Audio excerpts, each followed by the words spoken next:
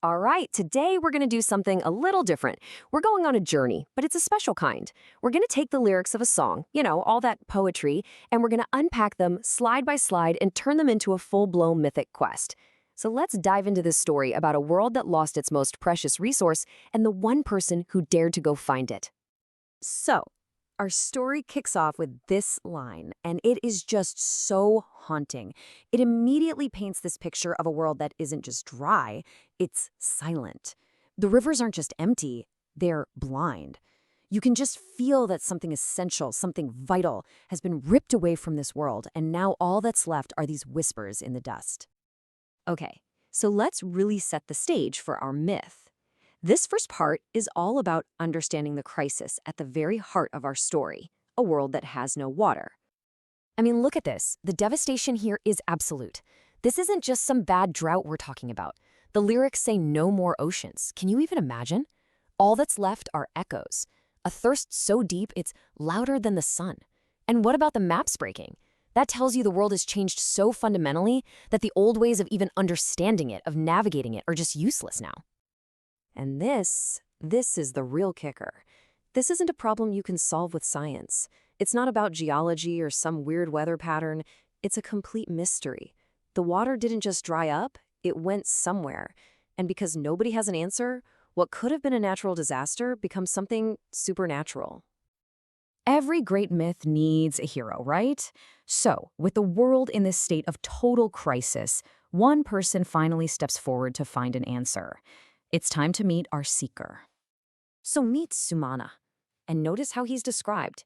He's not a warrior in shining armor or a king with a giant army. He's defined by what's inside. Eyes like fire. That suggests this incredible, burning inner drive. And a soul alone, which tells you this is a deeply personal, spiritual journey that he has to take on his own. So what's he taking with him on this quest? What are his weapons? Well, they're not weapons at all. They're wisdom. He's armed with ancient knowledge, forgotten stories, the voices of those who came before. But his most important tool? It's right there at the bottom, a fearless and bold heart. This is a huge clue that the challenges he's about to face aren't going to be physical.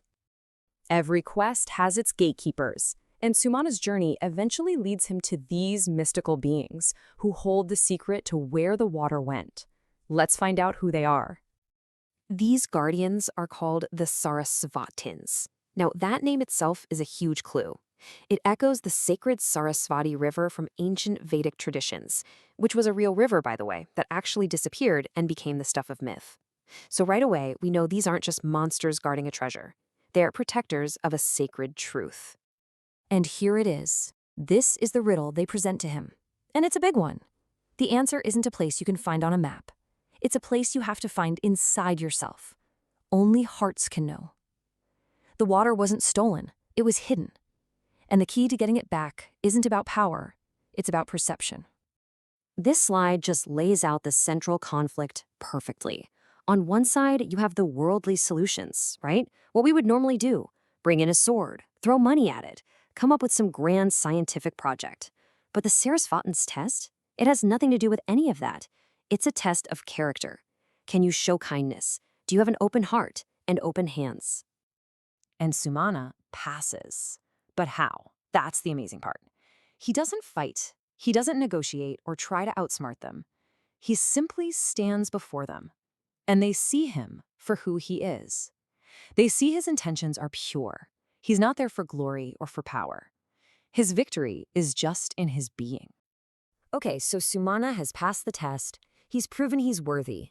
But this brings us right to the climax of the whole story. What is the actual, tangible key that finally brings the water back? This is it, the big question. After everything we've seen, this broken, thirsty world, the impossible spiritual quest, the test of character, what is the final step? What's the one thing that can actually reverse this catastrophe? This is it. This is the whole thing, a single tear. It's this incredible act of profound, selfless empathy. It's not a tear of sadness for himself, but a tear of truth for the broken world.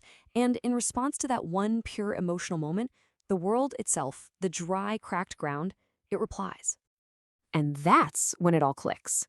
The solution was never something you do, it was something you had to feel. The world wasn't healed by some huge gesture of power, but by a quiet, simple moment of genuine empathy. The real change happened on the inside. It was a change in consciousness. Let's just break that down because it's so important. First, you have the internal shift, that moment of pure empathy. Second, the external reaction. The world itself physically responds to that feeling. And third, you get the result, the first sign of renewal, a single flower rising from the dust, a promise of everything that's about to come back. So that one tear, that single bloom, that was the key that unlocked everything. Now let's watch the resolution of Sumana's quest and the incredible rebirth of his world. And there it is. The water comes back. And notice, it's not a trickle, it's a flood, a blessing that just washes over the lands and makes everything whole again. The quest is complete. This really sums up the true keys to the whole problem, doesn't it? The door wasn't kicked open with force. It opened with the exact qualities the Saraswatins were looking for: warmth, truth, love, mercy, open hands. This was a triumph of character, plain and simple. And that, I think, brings us to the ultimate takeaway from this entire mythic journey.